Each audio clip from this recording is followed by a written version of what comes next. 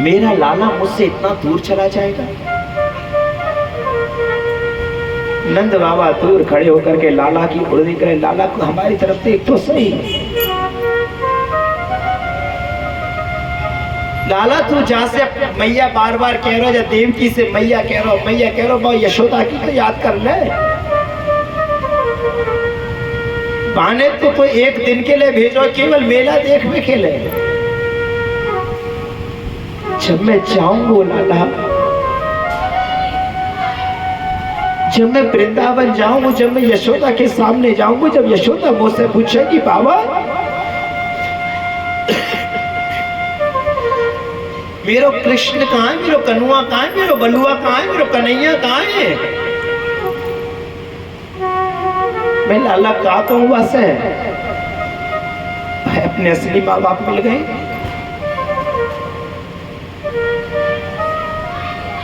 विचार करें कि जो बाप अपने बेटे को मेला दिखाने के लिए आया है,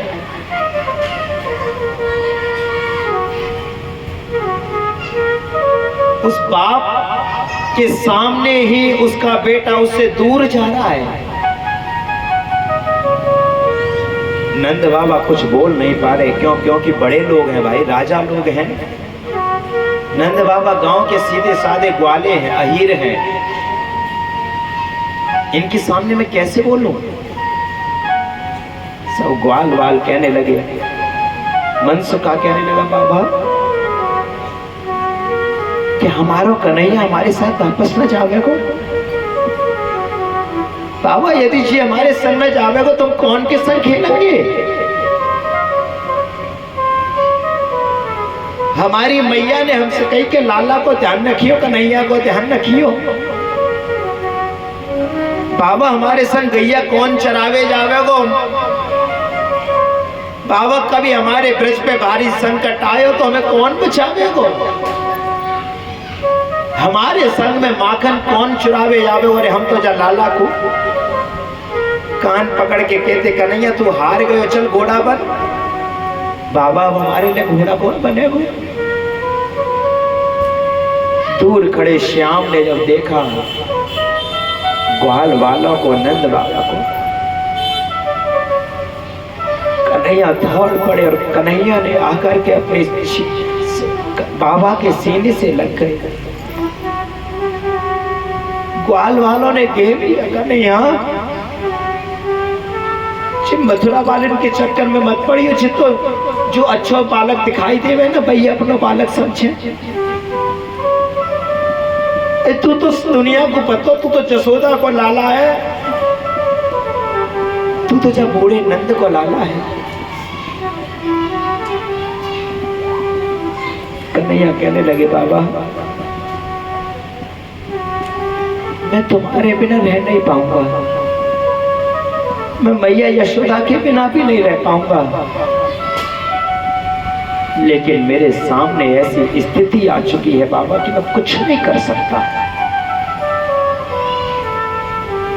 अभी अभी कंस मरा है, कंस का जो ससुर है जरासंध, उसे जब पता चलेगा तो मथुरा पर आक्रमण कर देगा, मथुरा वालों पर विपत्ति आ जाएगी, आपदा आ जाएगी। बाबा इनकी रक्षा के लिए मुझे रुकना पड़ेगा। कन्हैया वो तो ठीक है, लेकिन बस वो एक बात बता दे, मैं मैया यशोदा से कहा जाके कहूं? मैं उन ब्रजवासियों से, उन ग्वालों से जाकर के, उन गोपियों से जाकर के क्या कहूं? बाबा कह देना कि मैं बहुत जल्दी आऊंगा। बाबा को आश्वासन दे दिया।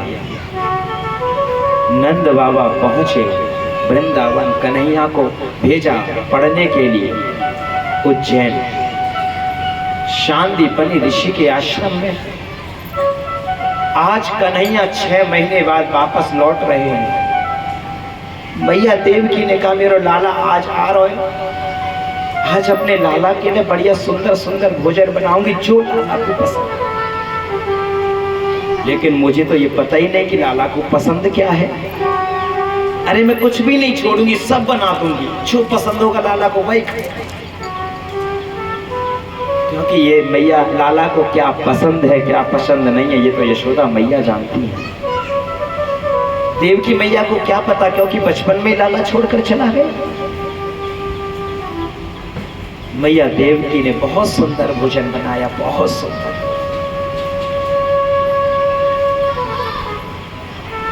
आवाज लगाई किसी ने, मैया लाला आ गए हैं।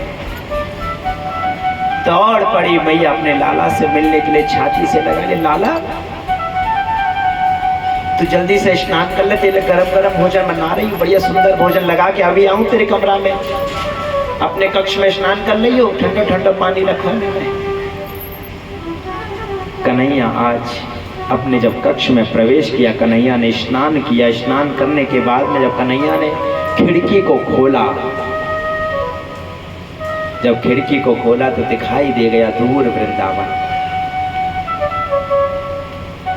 कन्हैया कह रहे हैं कि मेरे वृंदावन वाले मुझे याद कर रहे होंगे, आज कई सालों बीत गए, बरसों का वादा करके आया था, बरसों बीत गए, वो ब्रजवासी क्या कहते होंगे, कन्हैया कितना निष्ठुर है। नहीं नहीं मैया मुझे बहुत याद आती है आपकी। इतने में मैया देवकी भोजन की थाली लेकर के आ गई, लाला आजा। कन्हैया तुरंत दौड़ करके आए, मैया देवकी के पास में बैठे। मैया अपने हाथों से रोटी खिलाना चाहती है। जैसे मैया ने रोटी का टुकड़ा लिया और लगाया कन्हैया को खिलाने के लिए, लाला खा। कन्हैया की नजर पड़ गई थाली में। थाली में 56 क्या महाराज, ना जाने कितने व्यंजन हैं, सब कुछ है लेकिन माखन नहीं है। कन्हैया को मैया यशोदा की याद आ गई। जी 56 भोग मेरे सामने रखे हैं, लेकिन ये 56 भोग मुझे सुहाते नहीं है। मुझे तो मैया के हाथ का वो माखन, जब भी मैया वो भोजन कराती, मैं मैया के पास में दौड़ के आती हूँ, मैया वो कछु न वो माखन खा। कन्हैया को याद आई, जो मैया के आंखों याद से आंसू निकले। देवकी ने देखे लाला के आंख से आंसू। देवकी मैया कुछ नहीं बोल पाई, थाली रख करके दौड़ पड़ी। वो लाला की आंखों को आंसुओं को नहीं देख पाई, पकड़ लिया, उदो को उदो जा, तेरा तो मित्र है, तेरा तो दोस्त है, तेरा सखा है श्याम। कन्हैया जरा देख तो सही, मुझसे नहीं पूछा जाएगा क्यों रो रहा है, मेरे पे क्या गलती हो गई। मैया देव के घबरा रही है, ना जाने मैंने क्या कर दिया भोजन में जो लाला की आंखों में आंसू। इधर कन्हैया वृंदावन की ओर देख करके मैया यशोदा की याद करके रो रहे हैं। मैया यशोदा बैठी होती होगी रोज, बुढ़ापे में भी चैन ना है, रोज बुढ़ापे में माखन निकालती होगी, रोज ताजा माखन रखती होगी कि ना जाने मेरा लाला कौन से दिन आ जावे और कौन से दिन आके कह दे मैया वो माखन खाना है। मैया मैं तेरे माखन तो भूखो, ना जाने कौन से दिन मैं पहुंच जाऊं। मैया यशोदा रोज मेरे लिए माखन बनाती होगी, लेकिन मैंने ये मैया के साथ क्या किया। जिस बुढ़ापे में माँ बाप की लाठी का सहारा होना चाहिए था, जिस समय मेरे नंद बाबा को, मेरी माँ को सहारे की जरूरत थी, उस समय मैं उसका सहारा नहीं बन पाया। माँ बाप अपने बच्चों को पैदा क्यों करते, बड़ा क्यों करते, बचपन में, मेरा बुढ़ापे में जाके मेरा लाला मेरी सेवा करेगा। लेकिन मैं कैसा भागा हूं अपने बुढ़ापे में, मैया यशोदा को नंद बाबा को छोड़कर आ गए। नंद बाबा मुझे अपने कंधों पर बिठा के, बाबा मुझे कंधे पर बिठा करके दिखाते थे, कन्हैया देख वो मथुरा है। क्योंकि शायद बाबा को पता नहीं हुआ कि ये मथुरा मैं दिखा तो रहा हूं, लेकिन जिस दिन मेरा लाला मथुरा चला गया वापस नहीं आएगा। कन्हैया याद कर रहे हो। उद्धव जी महाराज ने आकर के हाथ रखा कन्हैया के कंधे पर। श्याम क्यों रो रहे हो? और जब कोई भाव में भरा हो और कोई उसके हाथ रख दे तो उसकी आंखों के आंसू रुक नहीं पाते मां। जैसे उद्धव ने हाथ रखा कन्हैया की आंखों के आंसू निकलने लगे। पकड़ लिया उद्धव को। उद्धव मेरी मैया यशोदा वो बहुत याद करती होगी। मैया यशोदा वो याद करती होगी कि मैं भाई परसों को बाद दे के आ गई, आज परसों बीत गए। मैया यशोदा सोचती होगी कि मथुरा में जाके राजा महाराजाओं की तरह मेरा लाला रह रहा है।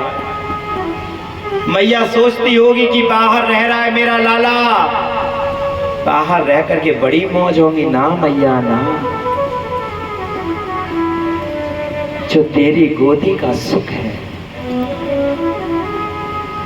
जो थक हार करके माँ की गोदी में सोने का जो आनंद है ना, वो लाखों के बिस्तरों का आनंद नहीं है महाराज। जो नींद माँ की गोद में आती है वो डबल बेड के गद्दे पर नींद आ नहीं सकती। माँ के हाथ की जली हुई रोटी भी बड़ी स्वादिष्ट लगती है।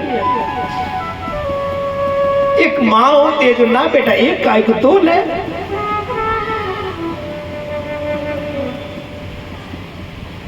माँ के हाथ की जली हुई रोटी भी प्यारी होती है। माँ के हाथ की जली रोटी से भूख मिट जाती है। करोड़ों का, लाखों का, हजारों का कितना भी आइटम खा लेना, उससे भूख मिटने वाली नहीं है। माँ के भोजन में प्यार बसा हुआ है। कितनी भी एसी लगा लेना, जो एसी में आनंद नहीं है ना, वो माँ के आंचल में आनंद। यदि माँ अपना आंचल से अपने बेटे का सर ढक दे ना, तो दुनिया की सारी एसी फेल है सरकार, सारी एसी फेल है। माँ यदि अपनी उंगली पकड़ करके चलना सिखा दे, दुनिया के सब सहारे बेकार। कन्हैया भी याद करते हैं मैया यशोदा। सोचती होगी लाला बाहर जाके बड़ा खुश ना मैया। उधर मैया से जाके कहियो मैया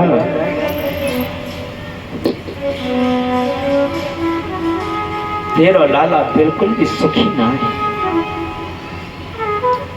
तेरे लाला को भी तेरी बहुत याद आवे मैया, लेकिन मजबूरी है मेरी जो तेरे पास ना रह पा रहा।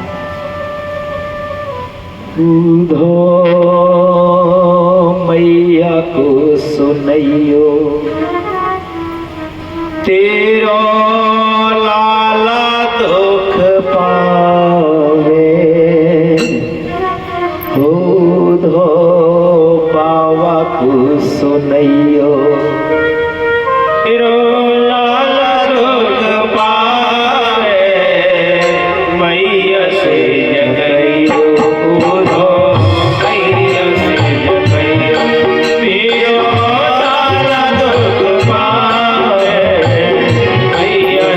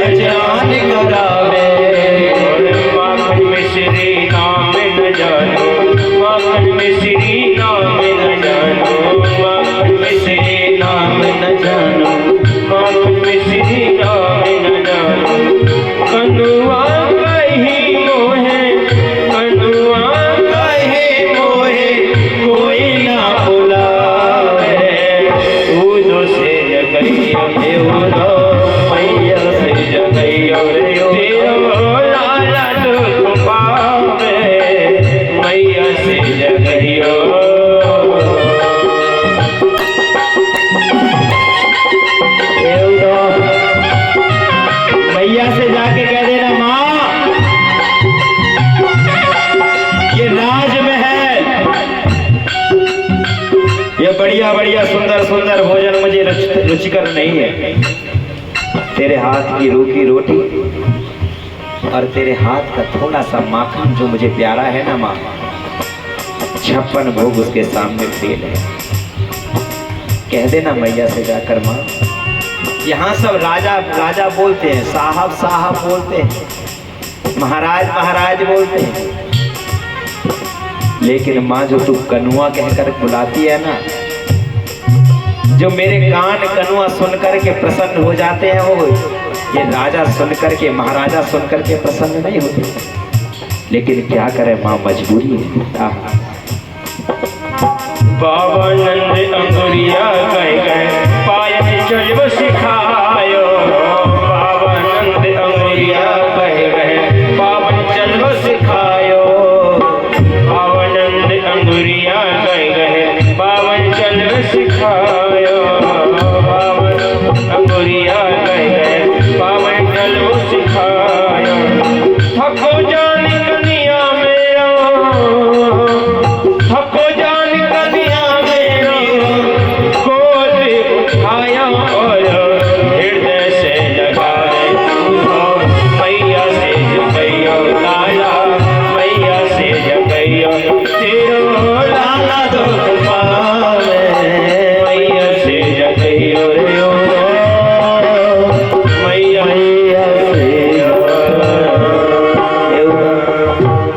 मैया से जाकर के कह देना, उन गोपी ग्वालों को समझा देना, उन ब्रजवासियों को समझा देना कि हमारी याद में रोवे ना, हम बहुत जल्दी आ जाएंगे। वो तो कहने लगे, बोले महाराज मैं कैसे समझाऊंगा उन्हें, क्योंकि वो तो गांव के ग्वाले हैं, कुछ अनपढ़ है, पढ़े लिखे हैं नहीं, कैसे समझाऊंगा मैं उन्हें। बृहस्पति के शिष्य हैं ना, क्योंकि जो ज्ञानी लोग होते हैं ना मां, ज्ञानियों को प्रेम की भाषा समझ में नहीं आती। ज्ञानी अपने ज्ञान से ही सब कुछ तोलना चाहता है। ज्ञानी भूल जाता है कि प्रेम भी कुछ है। उद्धव जी महाराज पहुंचे,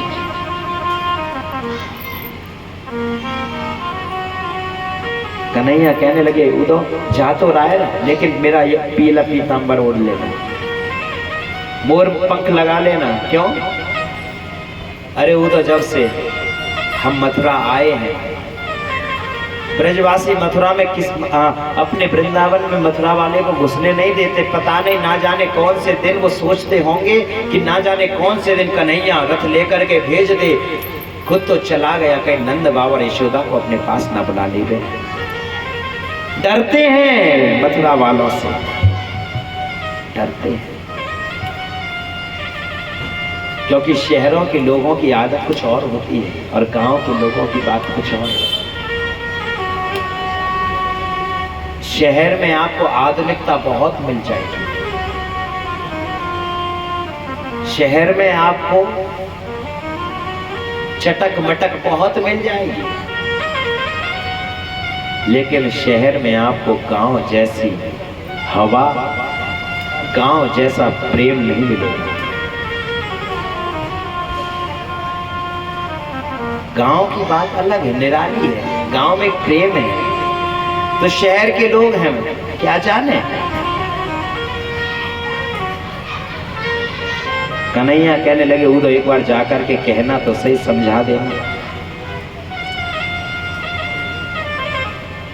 एक बार जाकर के मिल तो ले, पता पड़ जाएगा कौन ज्ञानी है और कौन अज्ञानी है। आज जब उद्धव पहुंचे, मैया यशोदा ने देखा, बाबा देखो मथुरा की तरफ से कोई रथ चलो आ रहा है, हमें ऐसा मालूम चले कि हमारा लाला आ रहा है। अरे ब्रजवासियों,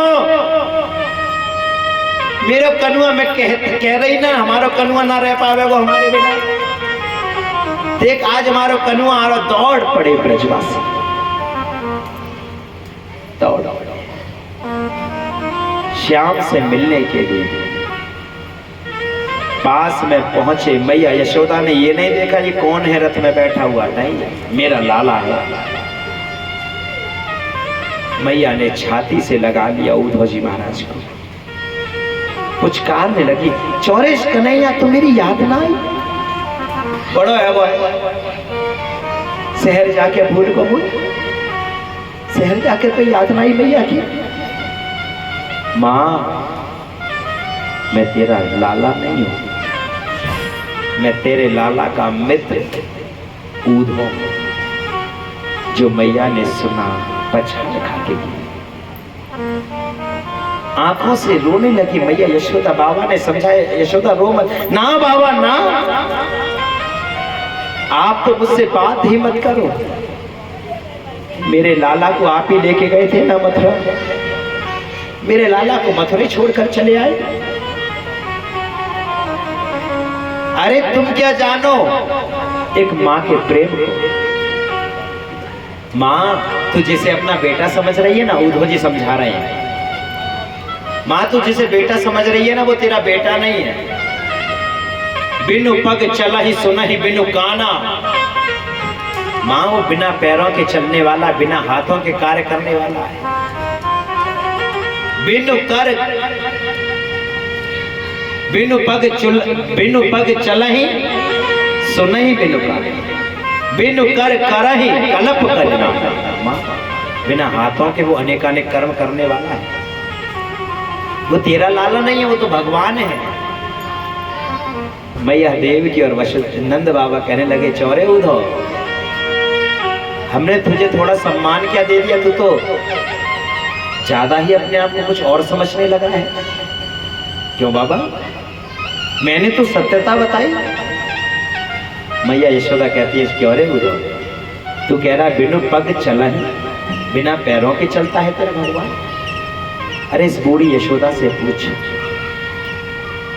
इस बूढ़ी यशोदा ने उंगली पकड़ करके चलना सिखाया है तेरे बिना पैर चलने वाले भगवान को। इस नंद बाबा ने, ये बूढ़े ने, खुद नहीं चल पाता, खुद के पैरों में दर्द मारता है, लेकिन अपने बच्चों को चलाता है पिता। तू इस बाप से कह रहा है कि वो तेरा बेटा नहीं है? उस माँ बाप से पूछना जो अपने बेटों को उंगली पकड़ करके चलाना सिखाते हैं कि बेटा जब बुढ़ापा हम पे आएगा तू भी हमारे उंगली पकड़ के हमें चलाना, तू भी हमारा सहारा बनना। लेकिन बचपन में हमने तो उसको चलना सिखा दिया, लेकिन जब हमारा समय आया हमें छोड़कर चला गया। तू कहता है कि तेरा वो भगवान है, वो खाता नहीं है मुख से। अरे आता था, मैं काम कर रही होती थी, दूध उबाल रही होती थी, चौके का काम करती थी, वो आता था, मैया भूख लगी है, और रोटी लेकर के यदि कौआ भाग जाए, तेरा वो भगवान जिसके लिए तू कह रहा है कि वो खाता नहीं है, उस कौए की ले जाई हुई रोटी के लिए वो तेरा कन्हैया रोया, तेरा भगवान रोया। और मेरी बात छोड़, मैं तो उसकी मां हूं, सहन कर लूंगी, लेकिन इन गोपियों से तो पूछ, इन ब्रजवासियों से पूछ, इनका क्या दोष था? घर घर जाकर के इनमें प्रेम बांध देता है, और जब प्रेम हो जाता है तो इनको छोड़कर चला जाता है। ये है क्या तेरा भगवान? एक बार जाकर के उस सखी से जाकर के मिल ले, वो कितना रो रही है, उस राधा का क्या कसूर है जो श्याम से प्रेम कर बैठी? और उसने प्रेम नहीं किया, पहले तेरे श्याम ने शुरुआत करी। इसको जो देख लेता है उसको अपनी ओर खींच लेता है। उद्धव जी महाराज पहुंचे गोपियों के पास में, गोपियों को समझाने लगे। गोपियों ने कहा, अरे उद्धव हमें मत समझा। किसके बारे में समझाने आया है? उसके बारे में जो प्रेम की भाषा को समझता नहीं है, जानता नहीं। जो मैं ऐसो जानती, कोई हवा भवा नहीं है, पसीना देते नहीं, तुम क्यों कर दी? जो मैं ऐसो जानती प्रीत करे दुख होय, नगर ढिंडोरा पीटती प्रीत न करियो खोय। यदि मुझे ऐसा पता होता कि प्रेम करने पर ऐसा मिलेगा। लोग हमसे कहते हैं बताओ भगवान के नाम में पागल हो गए, कृष्ण नाम में दीवाने हो गए।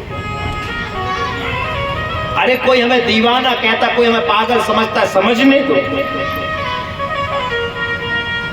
कोई दीवाना कहता है, कोई पागल समझता है, मगर धरती की बेचैनी को बस बादल समझता है।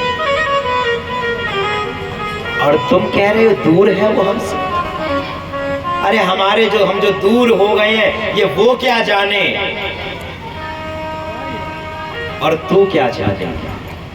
ये तो प्रेम करने वाला ही जानता है। मैं तुझसे दूर कैसा हूं, तू मुझसे दूर कैसा है, ये तेरा दिल समझता है या मेरा दिल समझता है। तू क्या चाहती। और उद्धव हम तो यही बात कहते हैं, यदि हमारे शरीर से प्राण निकल जाए बिना श्याम के दर्शन के, हमें जला मत देना, क्योंकि जला दोगे तो हमारी आंखें भी जल जाएंगी। और हम नहीं चाहते कि हमारी आंखें बिना श्याम के मिलन से, बिना श्याम को देखे बगैर बंद हो जाए। मर जाए, जलाना मत, खुले आसमान के नीचे फेंक देना। हमारे तन को कौवे चील खाएं, लेकिन उन कौवे चील से भी एक बात कहना चाहते हैं, हमारे पूरे तन को खा लेना, लेकिन हमारी आंखों को मत खाना। क्योंकि यदि हमारी आंख को खा लिया, गोपियां कहती हैं कागा कागा ये तन खाइयो, चुन चुन खइयो मांस, पर ये दो नैना न खाइयो, इन्हें श्याम मिलन की। ये तो प्रेम की बात है उद्धव, ये तो प्रेम की बातें हैं उद्धव, बंदगी तेरे बस की नहीं है। ये तो प्रेम की बातें हैं उद्धव, बंदगी तेरे बस की नहीं है।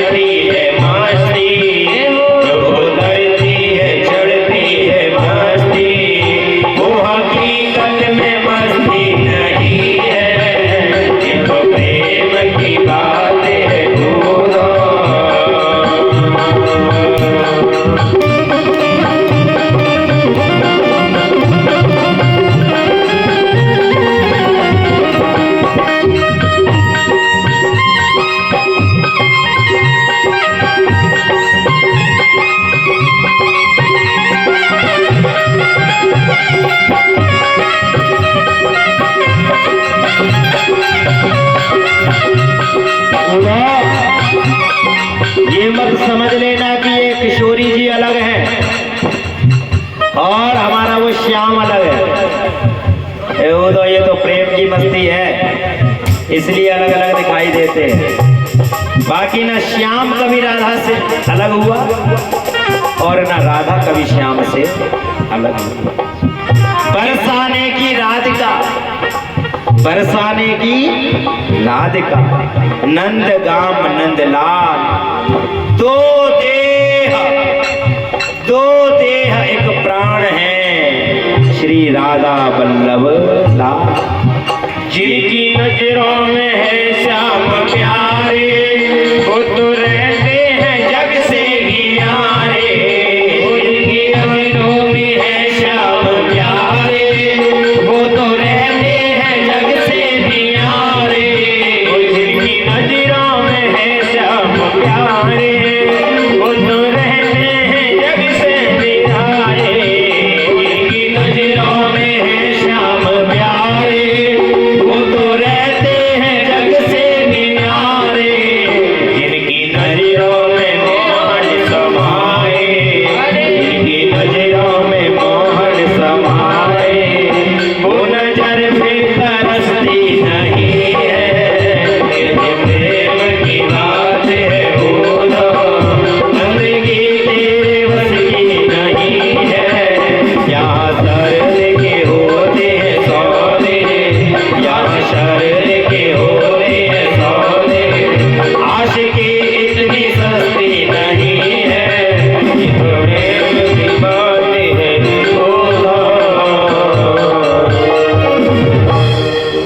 आशिकी इतनी सस्ती नहीं है, ये तो प्रेम की बात है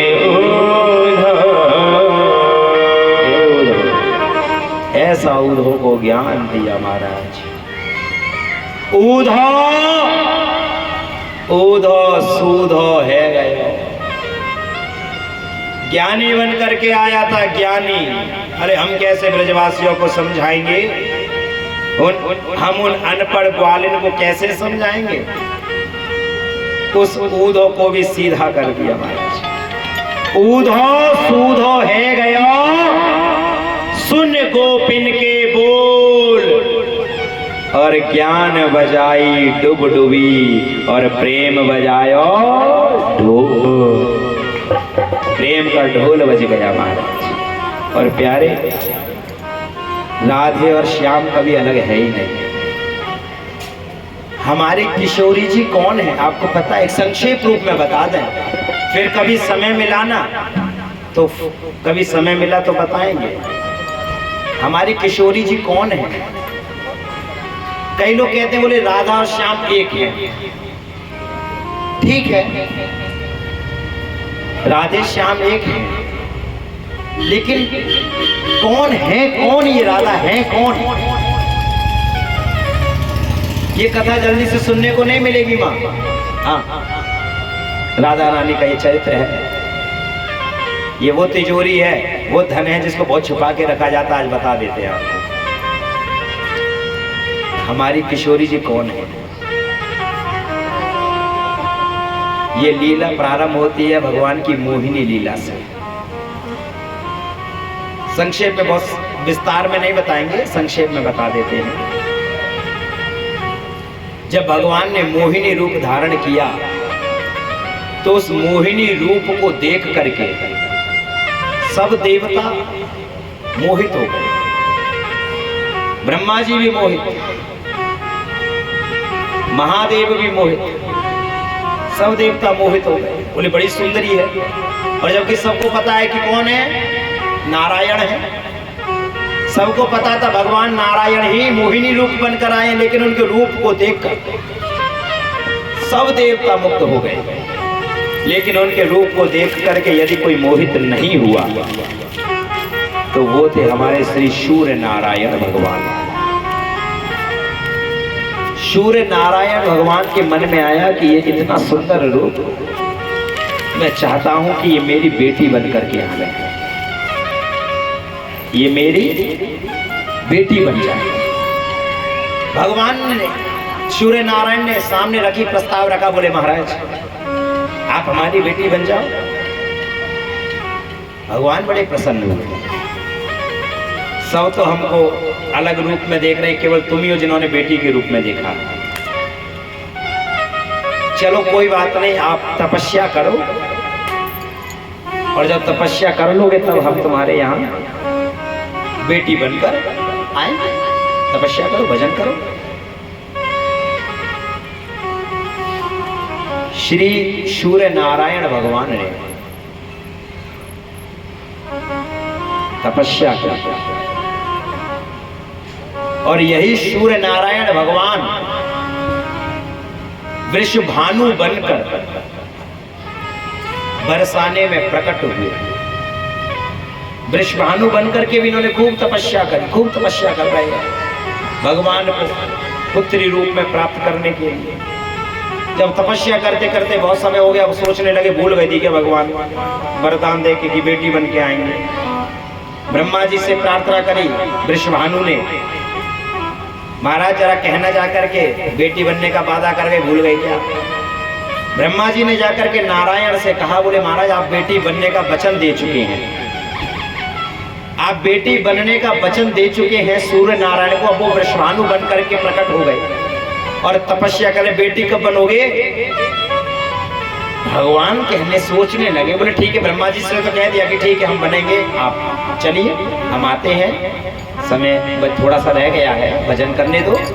ब्रह्मा जी को तो भेज दिया, लेकिन भगवान सोचने लगे हम आज तक बेटा बने हैं, बेटा तो बहुतों के बने, लेकिन बेटी किसी के भी नहीं बने, हम बेटी कैसे बनेंगे?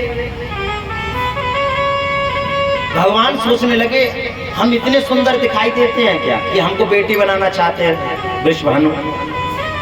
भगवान अपने दर्पण में, भगवान के वहां दर्पण लगा था, दर्पण में भगवान जल्दी से अपने आप को देखते नहीं है।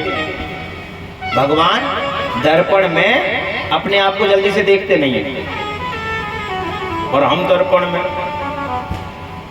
दर्पण जानते हो? दर्पण शीशा, भगवान देखते भी नहीं हम। भगवान का लाख लाख शुक्र कम है हमारे थे। हाँ, बच गए, स्टाइल निकाल दो, जिनके स्टाइल दो बोले भगवान नहीं देखते दर्पण। अब माताओं की तो कह नहीं क्या, वैसे खेमड़ा वाली माता तो जल्दी तैयार हो जाती है, बाकी और जगह की कह रहे हैं श्रृंगार। तो ठाकुर जी अपने आप को आज पहली बार भगवान ने अपने आप को दर्पण में देखा, और दर्पण में जब भगवान ने अपने आप को देखा तो भगवान खुद मोहित हो गए, मैं इतना सुंदर हूं। अपने ही प्रतिबिंब का भगवान श्रृंगार करने लगे, अपने ही प्रतिबिंब का ठाकुर जी श्रृंगार करने लगे। बढ़िया काजल लगाने लगे, बढ़िया बिंदी लगाने लगे, टीका पहनाने लगे, नथ पहनाने लगे, कुंडल पहनाने लगे, हार पहनाने लगे, अपने हाथों से अपने ही प्रतिबिंब को पहना रहे महाराज। अपने प्रतिबिंब को साड़ी पहनाने लगे, और जब सब श्रृंगार हो गया और जब प्रभु ने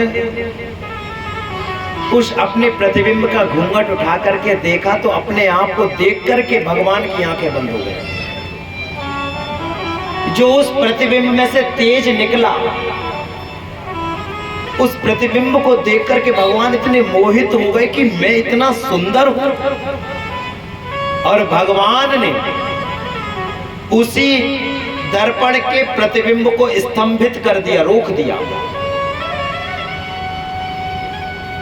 और भगवान के द्वारा स्तंभित भगवान के ही उस रूप का प्रतिबिंब उस स्तंभ में से निकला, उस दर्पण में से निकला, और वही हमारी किशोरी जी के रूप में प्रकट हुआ है, वही हमारी किशोरी जी के रूप में प्रकट हुआ है। भगवान का ही प्रतिबिंब है हमारी किशोरी जी। और किशोरी जी का 4:30 बजे 4:40 पर जन्म है, 4:40 पर ब्रह्म मुहूर्त में महाराज। तो किशोरी जी अलग नहीं है, भगवान का ही प्रतिबिंब है, भगवान का ही स्वरूप है। भगवान राधे कृष्ण, राधे कृष्ण का मतलब क्या होता है? राधे कृष्ण का मतलब राह दे। कौन सी राह? सुंदर राह, सुंदर रास्ता, सुंदर रास्ता। गिव मी डायरेक्शन, मुझे सुंदर रास्ता दिखाई।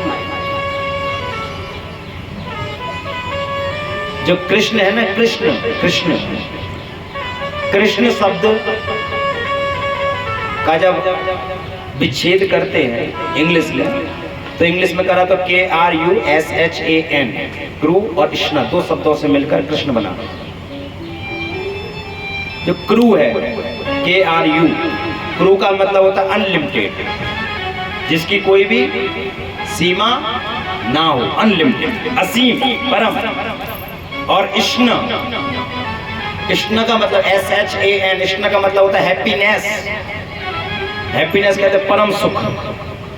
तो महाराज मुझे परम सुख और परम आनंद देने वाला रास्ता दीजिए, यही राधे कृष्ण का मतलब है।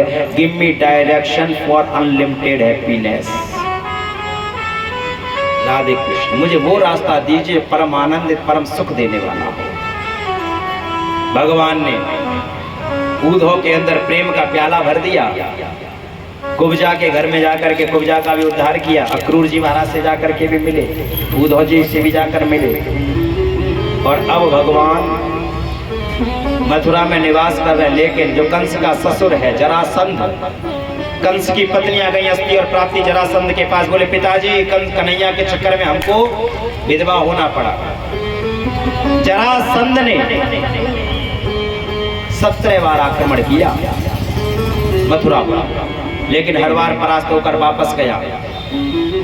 सोचने लगा 17 बार युद्ध करने गया, हर बार हार के आता हूँ, क्या करूँ। यहाँ भी नारद जी पहुँच गए। और हमने आपको बताया था नारद जी जहाँ जाते हैं कोई ना कोई कांड करा के ही आते हैं। भोले बाबा में और मैया गौरा में कभी लड़ाई नहीं हुई, लेकिन भोले बाबा पहुँच गए, लड़ाई शुरू करवा दी। लेकिन जहां जाते हैं कल्याण कर देते हैं, लड़ाई भले ही करवाई लेकिन अमर कथा लिख करके तैयार करवा दी। बोली शंकर भगवान की। नारद जी तो नारद जी जहां पहुंचा कल्याण। तो महाराज नारद जी पहुंच गए जरासंध के पास। क्या बात है चेलाराम, क्यों परेशान? बोले 17 बार मारने का प्रयास किया है मैंने कृष्ण को, लेकिन दोनों भैया हारते नहीं है। बोले एक काम कर, ब्राह्मणों को अपने पक्ष में कर ले, जीत जाएगा। पंडित जी के पास में पहुंच गया जरासंध। बोले पंडित जी पूजा करनी है। अच्छा दक्षिणा, दक्षिणा बढ़िया मिलेगी। और पंडित जी को क्या चाहिए? दक्षिणा। पंडित जी को दक्षिणा। चक्कर में फंस गए। कभी कभी यजमान के चक्कर में पंडित फंस भी जाते हैं। कभी कभी बड़े तगड़े तगड़े यजमान मिल जाते हैं और पंडित जी फंस जाते हैं। एक बार ये कुरुक्षेत्र हरियाणा में ही है जी। हरियाणा वाले तो बड़े गजब के होते हैं, सत्य घटना बता रहे हैं। कुरुक्षेत्र तो दूर है वैसे, खेवड़ा वालों का तो कोई लेन देन है नहीं उसमें। हाँ, एक बार कुरुक्षेत्र में बहुत बड़ा अनुष्ठान हुआ। 5100 ब्राह्मण थे, ऐसा कुछ थे। 5100 ब्राह्मण बुलाए थे और बहुत बड़ा अनुष्ठान किया था, यज्ञ हुआ था, बहुत बड़ा यज्ञ। तो आपको पता होगा, यदि आप कभी गए हो, कभी देखा हो आपने, बड़े बड़े अनुष्ठानों को देखा हो, तो वहाँ कोई सेंसर लगा दिए जाते हैं ताकि उसमें कोई भी मोबाइल का प्रयोग ना कर पाए। इतने ब्राह्मणों का क्या भरोसा, कौन सा फोन चला के अपना माला इधर चल रही है, फोन इधर चल रहा है, क्या पता। तो यजमान चालू होते तो सेंसर लगवा रखे थे, फोन का प्रयोग नहीं हो सकता था उसमें। 5 दिन का प्रोग्राम था। तो अभी की घटना नहीं, बहुत टाइम हो गया। 5 दिन का प्रोग्राम था। 5 दिन मतलब ये समझ लीजिए फोन जो है वो डिब्बा है, जब उस बाहर निकलेंगे तभी पता चलेगा कुछ क्या हुआ दुनिया में। तो बढ़िया अनुष्ठान हुआ, बढ़िया यजमान नेताजी थे, नेताजी नाम नहीं बताएंगे। हाँ, तो ब्राह्मणों को दक्षिणा दी गई। 5 दिन की 7100 रुपये दक्षिणा मिली थी।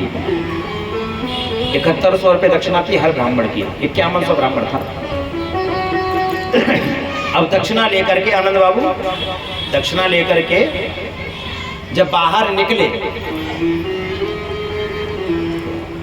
ऑटो वाले को नोट दिया, सत्य घटना बताना। ऑटो वाला बोले चलेगा नहीं, चलेगा नहीं। तो इस नोट में क्या फटा तो है नहीं, बिल्कुल नया करारा नोट है। बोले ये चलेगा नहीं, बंद हो गया, नोट बंद हो गया। सत्य घटना बता रहे हैं, मां सत्य घटना कुरुक्षेत्र की, ज्यादा ऊपर नहीं ठीक लगता। हमने कहा भाई ऐसे कैसे हो गया? सब ब्राह्मण परेशान थे आनंद बाबू, सब ब्राह्मण। जिसके पास में 100 रुपए का नोट था, मतलब कुछ ऐसे थे, वो खुले पैसों से जाकर के ब्राह्मण अपने अपने घर पहुंचे। पता चला कि मोदी जी ने नोटबंदी कर दी है और उन नेताजी ने पूरे नोट ब्राह्मणों के सर पे डाल दी। बोले जय जय करो महाराज। फंस जाते हैं ब्राह्मण कभी कभी चक्कर में। हाँ ब्राह्मण तो इसने भी बुला लिया। बोले करो अनुष्ठान, नहीं तो अभी गला काट दूंगा। बोले महाराज यदि कृष्ण से लड़ने जा रहे तो हम कैसे कर सकते हैं, क्योंकि कृष्ण से तो हारोगे। बोले हमें कुछ नहीं पता, जिताना है, और यदि जीत के नहीं आए तो गर्दन काट दी जाएगी। ब्राह्मणों ने अरदास लगाई परमात्मा से, इसके हाथ से मरना, उन्हीं से अरदास लगा। प्रभु आज हम ब्राह्मण बैठे हैं अनुष्ठान में, महाराज ब्राह्मणों की लाज रख लेना, हार जाना। यदि सच्चा भगत भगवान से आराधना करता है तो भगवान हारने के लिए भी तैयार हैं। और भगवान जब जरासंध युद्ध करने गया 18वीं बार, तो भगवान मथुरा छोड़ करके और द्वारका पहुंच गए, और भगवान का यही नाम पड़ गया रण छोड़ दास। बोलिए रण छोड़ भगवान की जय हो। और द्वारका में जाकर के भगवान ने प्रथम विवाह मैया रुक्मणी के साथ में किया। कन्हैया से बड़े भैया भी हैं, उनका विवाह श्री बलराम जी महाराज, उनका विवाह किससे हुआ? रेवती मैया से। रेवती मैया। अब देखो दूल्हे सरकार छोटे और दुल्हन बड़ी, और 1-2 साल नहीं, युग युग का फर्क है हमारा, युग का। मैया रेवती हैं सतयुग की, और बलराम जी हैं द्वापर के। सतयुग बीत गया, त्रेता बीत गया, फिर द्वापर। इतनी बड़ी मैया, युगों बड़ी। अच्छा, और बड़ी क्यों रह गई? ऐसा क्या कारण हुआ कि शादी नहीं हुई? मैया रेवती के जो पिताजी थे श्री रेवत जी महाराज, वो चाहते थे कि मैं अपनी बेटी का विवाह बहुत अच्छे वर से करूं। दुल्हन के लायक कोई वर नहीं था। ब्रह्मा जी के पास पहुंच गए थे, महाराज कुंडली देख के बताओ हमारी बेटी की किससे विवाह करेगी। ब्रह्मा जी ने कुंडली देखी। जब तक कुंडली देखे ब्रह्मा जी का तो एक दिन ही कई युगों के बराबर होता है। दूसरे दिन वापस आए, तब तक सतयुग बीत गया, त्रेता बीत गया, द्वापर तैयार। अब दुल्हन है रेवती मैया। ब्रह्मा जी ने कहा बलराम जी से विवाह होगा। बलराम जी को आकर के देखा, दूल्हे राजा को, दूल्हे राजा छोटे से। भाई सतयुग में आदमी लंबा, त्रेता में फिर छोटा, द्वापर में और छोटा, अब कलयुग में वही 2.5 पौन इंच के रह गए। हाँ, हरियाणा में तब भी फिर भी थोड़े लंबे हट्टे कट्टे मिल जाएंगे, और जगह जाओ। पहले कहते थे बच्चों से लंबाई बढ़ानी, लटको, वर्जिश करो, कुश्ती खेलो, शरीर बढ़ेगा। अब कहते हैं नहीं नहीं, कॉम्प्लेंट पे कॉम्प्लेंट, लंबाई बढ़ेगी। धीरे धीरे छोटे होते जा रहे। अब रेवती मैया लंबी, बलराम जी छोटे। देखा रेवत जी महाराज ने, बोले अरे जोड़ी तो बड़ी गजब की, एक लंबी एक छोटी। जोड़ी कैसे बने? बलराम जी से प्रार्थना की, और बलराम जी महाराज ने अपना हल लिया। बलराम जी के साथ में हमेशा हल रहता है। बलराम जी ने हल लिया और हल रेवती मैया के मस्तक पर रखा और मस्तक पर रख के जो दबाया रेवती मैया बराबर।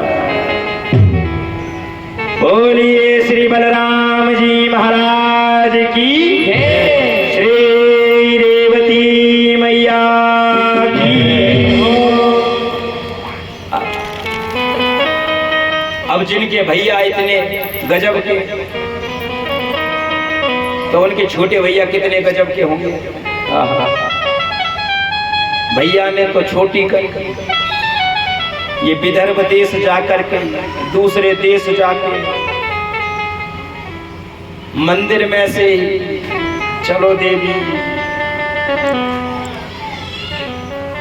कथा कल सुनाएंगे।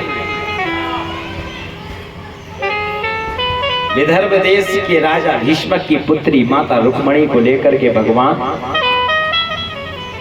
द्वारका पहुंचे। द्वारका वासियों को जब पता चला कि हमारे प्रभु आए हैं, अकेले नहीं दुल्हनिया को साथ में लेकर के, सबने अपनी उस प्यारी सी द्वारका नगरी को सजाया। भगवान माता रुक्मणी को विवाह करके लेकर के आ रहे हैं। पूरी द्वारका नगरी सजाई गई और सब द्वारकावासी कहने लगे, सजा दो घर को गुलशन सा मेरे सरकार आए। सब अपने मन को वही द्वारका बना ले और जैसे सब द्वारकावासी ठाकुर का स्वागत कर रहे हैं, ऐसे ही हम अपने श्री ठाकुर जी महाराज और मैया रुक्मणी का स्वागत करें और अपने केवड़ा को द्वारका नगरी बना दें। मेरे सरकार